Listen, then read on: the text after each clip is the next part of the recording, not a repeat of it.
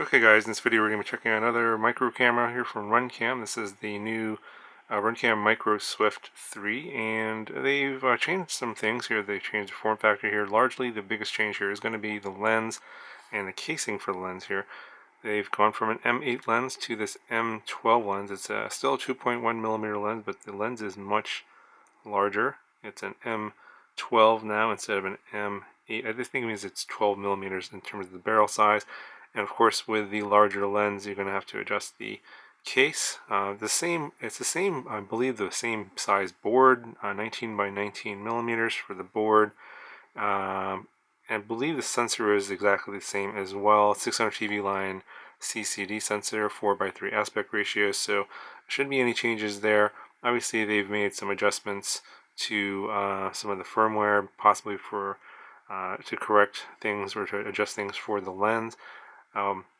Between this version and the older version, I really couldn't tell a whole lot of difference in terms of the image quality. It was a little bit better in terms of clarity because of, I think, largely due to the bigger lens, and I'm fairly certain this is a glass lens versus the one on the older version with the M8 lens. I think that's a plastic lens, so I think it does help with the clarity of the image.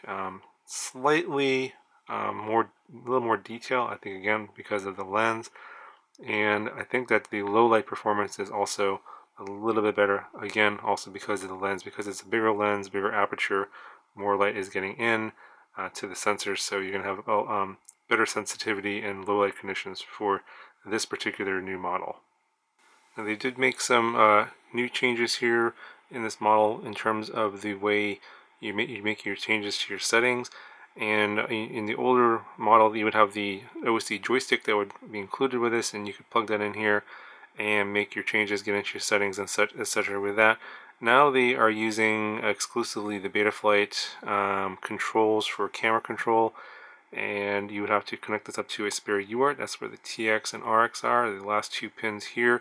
You would wire that up to your flight controller, and then you would then use your transmitter to go in and make your changes to your settings via the transmitter. So that is, I think, kind of a downside, because I did try plugging in a regular RunCam joystick in here and it didn't work. So I didn't change any of the settings. I usually never change any of the settings anyway. For a review video, you get the stock default settings, but I wanted to get rid of the stuff on the bottom, the OSD. It's not a big deal. I just thought that's kind of distracting because I never use that. But if you want to be able to remove that stuff, you do have to wire this up to your flight controller and then get into the settings via your transmitter using the Betaflight camera controls. But pretty much everything else here is going to be the same. You have your same voltage range, 5 to 36 volts. You have ground and video signal, and then you have a pin for your VBAT. You connect that to your battery lead so you get the battery voltage reading on the screen. Okay, so one of the things obviously is going to be the weight difference here. Let me just show you what this looks like. It's quite a bit heavier. It comes in at 11.09 grams. And if you look at the older model here, this is the original RunCam Swift. It's about half the weight at 5.5 grams. Okay, so just taking a look at the new version and the old version side by side, you can see here the differences. Obviously, the width and height is going to be the same at 19 by 19 millimeters, but obviously with the new lens and larger case, you can see that the lens sticks out quite a bit more than on the older version.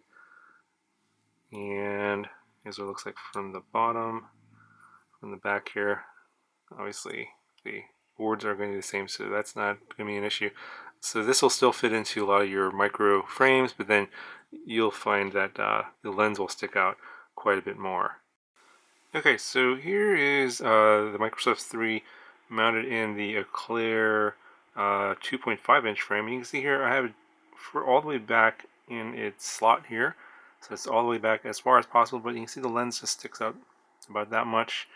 And yeah, so this is going to be a common problem with any kind of micro frame that are designed for the original form factor of the original Microsoft with the Microsoft 2, the smaller case and lens.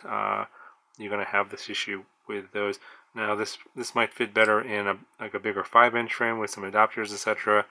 But if you're trying to get this for your like 2.5 inch, 3-inch micro, a lot of the frames are going to have this issue where the camera lens is going to be sticking out and there's not going to be any protection for the lens. You can see here. So this is going to be an issue for this form factor.